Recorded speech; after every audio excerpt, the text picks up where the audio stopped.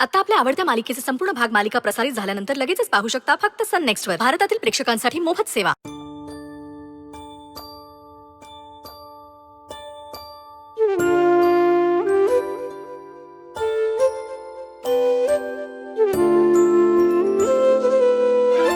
दादा, अगं मी आहे श्रुतिका. मला भास झाला दादाचा आणि होणारच.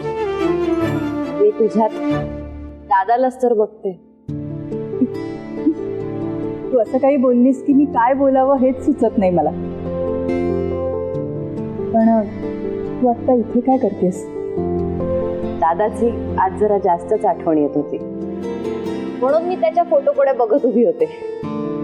आज काही विशेष? तुझा वाढदिवस. आज दादा इथे असता तर त्याने तुझा वाढदिवस खूप धूमधडाक्यात साजरा केला असता ना? हो, नक्कीच केला असता. आपल्या आजूबाजूच्या सगळ्यांनीच आनंदी असावं असं त्यांना कायम वाटायचं आणि त्यासाठी जे काही करता येईल ते करण्याचा हट्टही असायचा. तुझ्या वाढदिवसाच्या बाबतीत दादाशी याआधी कधी बोलणं झालं होतं का तुझं? हो, झालं होतं ना. मला अजूनही तो दिवस आठवतो, तो प्रसंग आठवतो. त्या दिवशी मी पहिल्यांदा त्यांच्या केबिनमध्ये सुट्टी मागण्यासाठी गेले होते.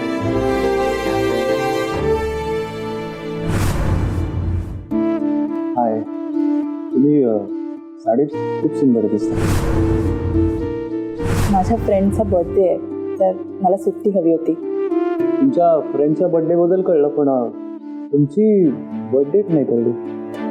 माझी बर्थडे 14 नोव्हेंबर. हा सगळा प्रकार तू किती सहज सांगितलास.